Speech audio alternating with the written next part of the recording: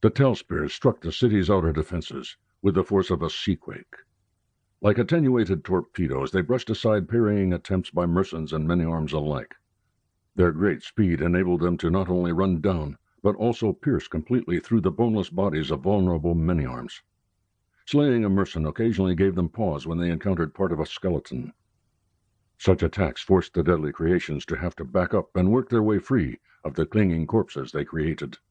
Mayhem broke out all along the city's northern defenses as one defender after another fell to the streaking stiletto-like destroyers.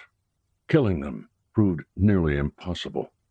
Composed of solid bone, except for their flexible tails and fins, the tell-spears could not be injured by weapons made of similar material. They were too slender and moved too fast to be hit by otherwise accurate many-arm arrows.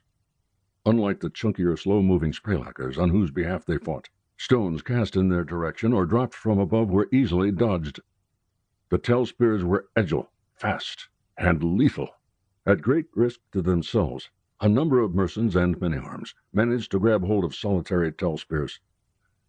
The friction created by their clinging bodies slowed the slayers, and the added weight dragged some down to the walls themselves. There the struggling pinioned tell-spears could be pounded with rocks until their slender bodies cracked. When they did so, they leaked a viscous, reeking fluid that smelled like anything but blood. When one such successful kill occurred close to Irina, the stench of the fetid liquid put her mind of the worst examples of advanced oral necrosis. Swooping and diving along the length of the inner and outer north walls, the tell-spears picked off defenders like needles attacking an anthill. They were too fast and too lethal. Minding Shackle's counsel to stay close, Irina joined Poyle in guarding the hunter's back. Only his agility and his special ability to clot water allowed him to ward off a tell-spear that came their way. Shunted aside by Shackle's talent, it streaked past, heading for the inner wall. Irina watched it go, then turned away. There would be others.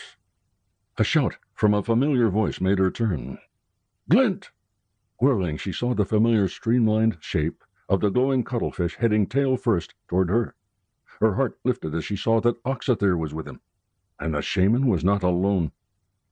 Borne along by a host of mercenaries and men-at-arms, the entire Tornell accompanied the cuttlefish and the mage.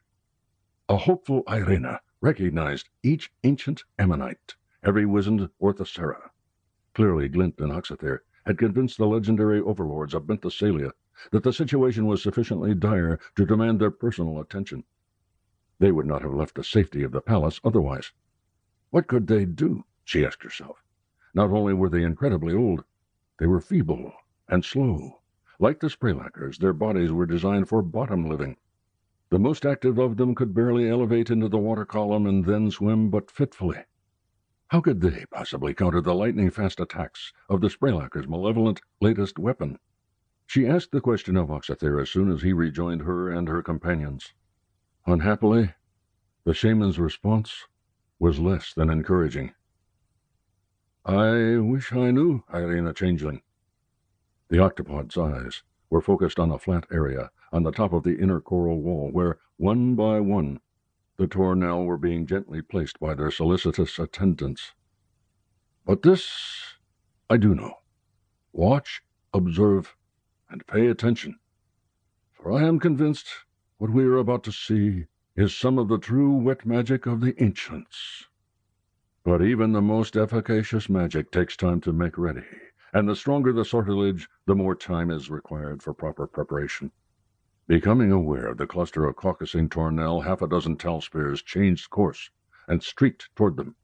Blood and bits of flesh trailed from their sleek flanks and sharp points. Detecting their approach, several mercenaries and men-at-arms swam hard to intercept.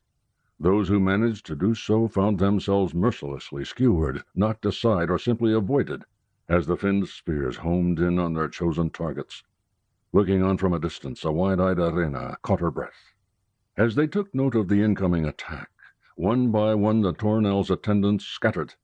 Having no weapons of their own, there was nothing they could do to protect the masters. Increasing its speed and leaving a trail of froth in its wake, the lead tell-spear chose as its target the speaker to the Tornell herself, and struck home with mindless ferocity. To keep listening to this audiobook, I've left you a link in the description so you can do it, at no cost thanks to Audible's 30-day free trial.